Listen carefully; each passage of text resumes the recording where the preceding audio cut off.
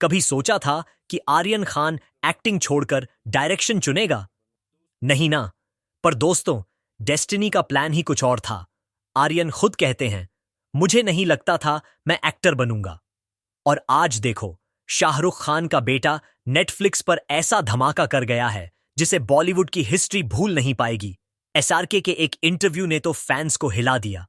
आर्यन हमेशा स्पॉटलाइट में रहा, लेकिन जब उसने एक्टिंग छोड़कर राइटिंग और डायरेक्शन का रास्ता पकड़ा, सब स्टन्ड रह गए। जहां बॉलीवुड के हर स्टार किड को कैमरा के सामने लॉन्च किया जाता है, आर्यन ने स्टीरियोटाइप तोड़ दिया। उसने बोला, मेरा पैशन कैमरा के पीछे है, सामने नहीं। और वही डिसीजन उसकी आइडेंटिटी बन गया। आर्यन का पहला प्रोजेक्ट सीधा नेटफ्लिक्स के साथ। और भाई, नेटफ्लिक्स कोई छोटी चीज नहीं, दुनिया का सबसे बड़ा एंटरटेनमेंट प्लेटफॉर्म, 890+ देशों में एक्टिव। मतलब आर्यन का कंटेंट सिर्फ इंडिया के लिए नहीं, पूरी दुनिया के लिए बनाया गया है। क्लियरली आर्यन का विजन ग्लोबल है। वो बॉलीवुड तक सीमित नहीं रहना चाहता। सोर्सेज के हिसाब से आर्यन की सीरीज यूथ सेंट्रिक, डार्क और हाई डेफिनेशन स्टोरी टेलिंग पर बेस्ड है। बी टाउन इनसाइडर्स कहते हैं, आर्यन हमेशा हॉलीवुड स्टाइल रियलिज्म और डेप्थ से इंस्पायर रहा है। इसलिए उसके शो में मेलोड्रामा और फेक रोमांस नहीं, बल्कि असली इमोशंस और बोल्डनेस होगी। यही उसे टिपिकल बॉलीवुड से अलग बनाता है। आर्यन का टाइमिंग भी परफेक्ट है। ओटीटी ऑडियंस अब नए एक्सपेरिमेंट्स पसंद कर रही है, चाहे सेक्रेड गेम्स जैसे थ्रिलर्स हों या दिल्ली क्राइम जैसी रियल स्टोरीज। और आर्यन इसी वेव को कैच कर रहा है। अगर शो हिट होता है तो ये एक न्यू एज क्रिएटर्स रेवोल्यूशन ला सकता है। एसआरके ने भी प्राउड फादर के टोन में बोला, मुझे अपने बेटे पे फख्र है। उसने इजी एक्टिंग रूट छोड़कर अपना करियर खुद बनाया। एक सुपरस्टार फादर का इतना फ्रीडम देना फैंस के लिए इमोशनल और इंस्पायरिंग दोनों मोमेंट था। इंडस्ट्री के रिएक्शंस मिक्स्ड हैं।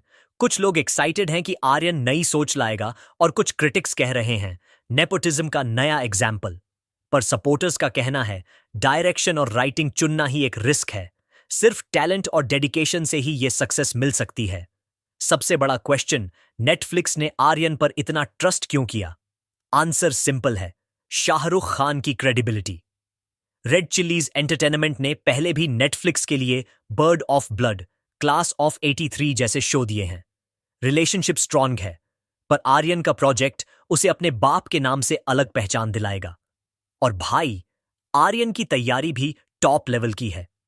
यूएस के यूनिवर्सिटी ऑफ सदर्न कैलिफोर्निया से फिल्म मेकिंग और स्क्रीन राइटिंग पढ़कर आया है। मतलब ये कोई हॉबी नहीं, फुल प्रोफेशनल स्किल है। उसने अपनी टीम भी केयरफुली चुनी, यंग और क्रिएटिव लोगों के साथ। अगर शो सक्सेसफुल होता है तो बॉलीवुड में एक नई सोच आएगी।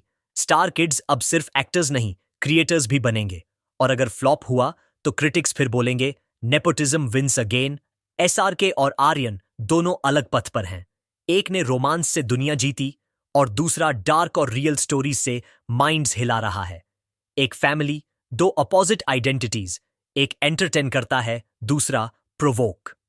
आर्यन का फोकस यूथ और उनके रियल स्ट्रगल्स पर है। Modern life, social pressure, urban chaos, सब कुछ रॉ और ऑनेस्ट तरीके से दिखाया गया है। स्टोरी टेलिंग रिलेटेबल भी है और पावरफुल भी। और सबसे बड़ी बात, कंटेंट बाइलिंगुअल होगा, हिंदी प्लस इंग्लिश दोनों में। मतलब अपील सिर्फ इंडिया तक नहीं, मिडिल ईस्ट, यूरोप और साउथ ईस्ट एशिया तक। बस एक चैलेंज है, एक्सपेक्टेशंस का प्रेशर। एक तरफ एसआरके जैसे लीज एंड फादर, और दूसरी तरफ अपनी आइडेंटिटी प्रूव करनी। ये एक डबल एज्ड स्वॉर्ड है। या तो ब्लॉकबस्टर बनेगा, या फिर लोग बोलेंगे सिर्फ star kid. Social media already curious है, क्या आर्यन अपना फैन बेस खुद क्रिएट कर पाएगा?